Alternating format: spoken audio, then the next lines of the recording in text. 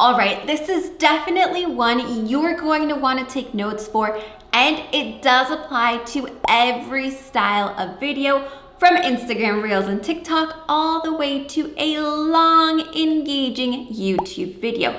YouTube videos tend to be 6 to 8 minutes, and this is normally because past the 8-minute mark, you can actually monetize that video with ads in between.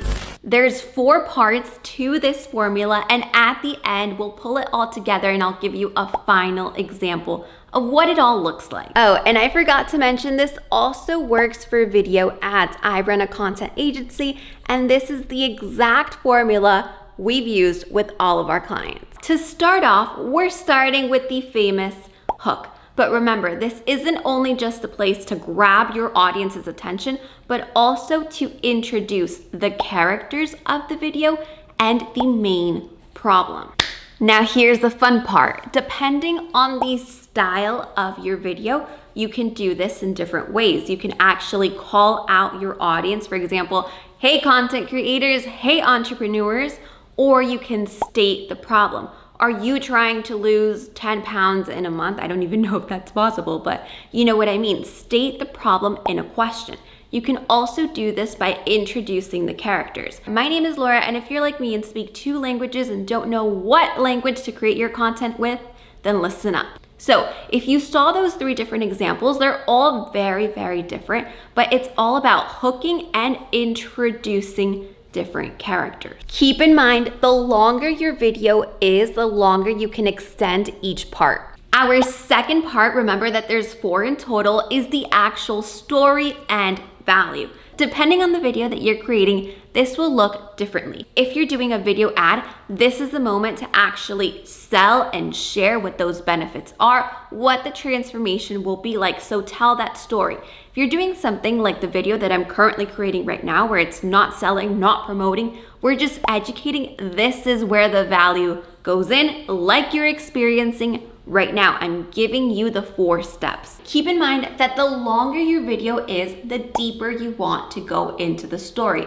And just like any good storytelling, remember that there's a problem and something to be solved, which is kind of what we're talking about on the 3rd step. But this is the moment to share the different obstacles that are meant to be overcome. Once you have gotten through the main part of the story, the value, we reach point number 3, which is the actual resolution. Remember, a good story always has that part in the middle where things just kind of fit together and the problem gets solved. This can either be through a product, a service, a person. Remember that even if you are educating, there can be a hero in the story. The hero can be a methodology, can be a person that you met, something that you heard of. There's so many different ways to show this, but people always want to know, and a good video always has that resolution inside. In an ad, something you're promoting, this is the moment where the person with the problem finds out about the solution you're bringing to the table. Now, last but not least, we're making our way to number 4. Can you guess what it is? A call to action? That's right. You might have even heard of this before, and you might be thinking, no, but I'm not doing a video ad, I'm not selling, I don't need a call to action.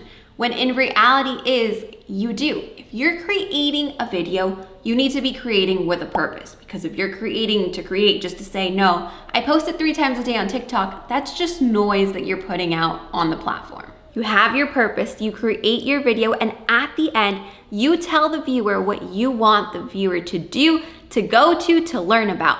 This can be anything like, hey, hit the subscribe button below if you're loving this video. Send this video to 2 friends if you feel this video helped you out. Hey, find out about my event that I'm having in here and here. I'll see you there Monday. Think about what you want your purpose to be, and this is completely different for all of us. But keep in mind that a video, a good video, does have the person take action, because if not, just kind of like, okay, I watched that, cool, maybe I learned something, but that's it. You know those videos where you're watching and you're kind of like, I kind of wasted some time. No, you definitely don't want your audience to feel that way. So knowing your purpose before you even sit down is super important, and then communicate that at the end. Of course, a heavier call to action is something that you would do in, for example, a video ad. You can say, click the link below to buy, click shop now to get your own, whatever that may be for the video that you're creating. Remember that this formula applies to any style video, long or short. If you are creating a longer video though, you can add in multiple call to actions. You can have one towards the middle and then a final one at the end. Now, do not do 1,000 call to actions, sending the person all types of places, like click here, follow me on Instagram, and then I'll see you at this event, and then also try this product down below. There's so many things going on. Make sure that the call to action, if it's not the exact same, then it's something similar, something that makes sense. For short videos, you definitely want to keep that to one call to action. So what do you say we put this all together so you get an example of what this looks like?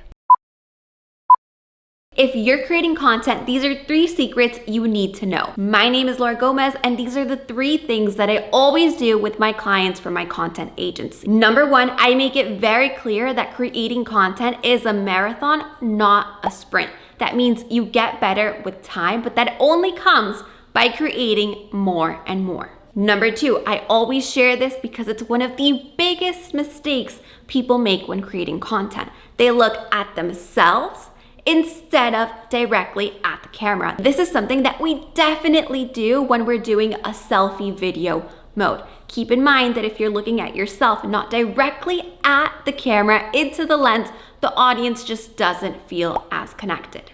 And number 3, keep in mind that there are 4 different content styles: design, text, audio, and visual. You do not need to master all 4. Master one, and then the secret is in repurposing to the other 3. If you love learning about these 3 things, then I'll see you for more tips on my Instagram at @TheLauraGomez. A short one, but a good one. That's exactly what putting all the parts together would look like in a short video. Remember, the longer you go, the longer you can expand on each of the 4 parts. At the beginning, I recommend treating this kind of like a script that you're writing. That doesn't mean that you have to go word for word on each of the 4 parts, but do bullet points so that you make sure you have all 4 down in a video, no matter long or short. And the best part is, once you've done it enough, it literally becomes second nature in any video that you're creating.